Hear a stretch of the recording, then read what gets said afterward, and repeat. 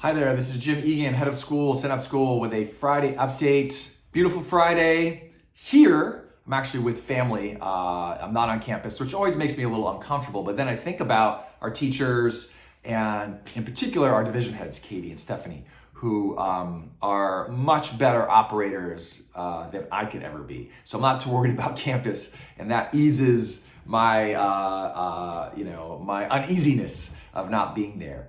So there's a lot going on, and a lot to look forward to. So let's get ready to look forward to. So next week we have visitors from the Yidan Foundation coming in from China. You can look that up, YIDAN. That's a big deal organization in the world of education and research and changing schooling on a broad scale. They're coming to see us on Monday. We have Bold Ideas on Tuesday night. I'll be speaking to former parent Christina Spencer. We'll be diving into gender, a very important topic for so many of our Synapse community, particularly our teachers and our kids and some families.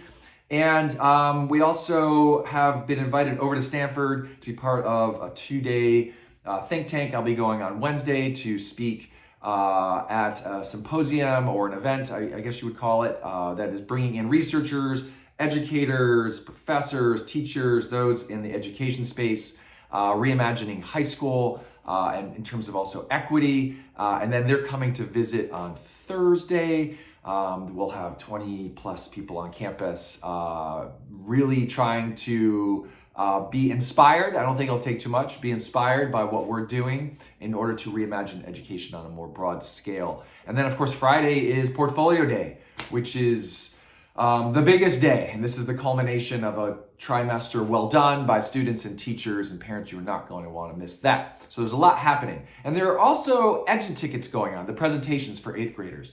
I can't articulate it to those who haven't been through that process. So I'm speaking to the parents right now. It's impossible to capture the emotions and the humanness that are part of that. It's the culmination for every 8th grader, whether they start in kindergarten or they started in middle school. It's that culmination, that moment where they realize, I've done a lot of stuff and I've made a lot of relationships and I really care about the people here and I'm really proud about what I've accomplished. And then there is reciprocal love, admiration, and praise, and a real open expression of affection, which you will not find in any middle school anywhere else. I really doubt that. Now, I said I wasn't going to try articulate it. I did just try to articulate it. I'm going to end it at that because they're super special. And we just had a middle school event, our concert, which I just can't stop thinking about. Natalie, you did such a great job. Early, Sarah, the Reiki staff, and in particular the kids. And I think one of the reasons I just loved it was that it was organic. It was well orchestrated, but there was an organic human lack of perfection that made it feel so great to me.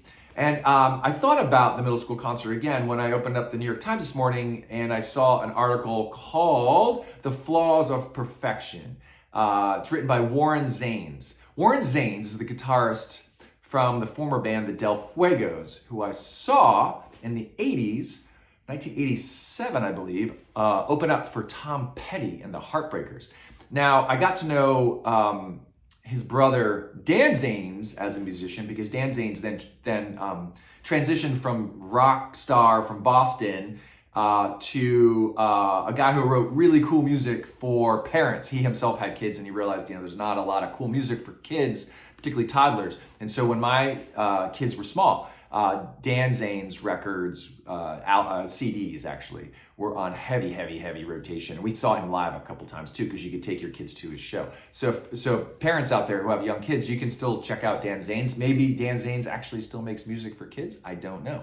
But this article, The Flaws of Perfection, Warren Zanes is now a professor and a teacher. He's got a PhD. After he stopped being a rock star, he went and got a PhD. And he talks about writes about in this article how music has, in the era of technology, has really come to perhaps be losing, or is in jeopardy of losing, what is an essential element, particularly in rock and pop music, that humanity, that rawness. And he dives into some albums, Stevie Wonder, but in particular Nebraska by Bruce Springsteen, which I'm not that familiar with, but it was recorded on a tape recorder, and in many ways was flawed, but became iconic in American rock history, in part because you could really connect to it because it wasn't perfect, right? Back to the middle school concert. I think that was real for me. I remembered being a middle school musician and being nervous when I had to get up and do a saxophone solo, and my expression of that. And I remember the flaws that I created, but they didn't matter, right? It was the experience. And I think that's why live music these days is so super popular, right? Artists are generating the revenue now because of live music, not because of their album sales. I know it's complicated, but I believe one of the reasons why is that we're in a culture now where technology is trying to perfect everything, and it's losing its humanness. So I want to read something here, the last paragraph from this article. I really recommend reading it. Zanes writes, as a teenager, I felt like Nebraska, that album by Bruce Springsteen, was telling me a few things, but one of them in particular stuck with me. You can do this, it said. Steely Dan recordings didn't have the same effect. Same for Toto's Rosanna and the Chariots of Fire soundtrack. Nebraska was dirty, kind of mumbled in sections, its hushed tones punctuated by a few screams. It told scary stories, but it felt so close to the world I lived in. It was recorded, I listened to it, and I never felt left out. There are times when we need that kind of art. I'd say now is one of them. Now, you might disagree, but I think this extends beyond music. It's one of the reasons why I'm not that worried about AI.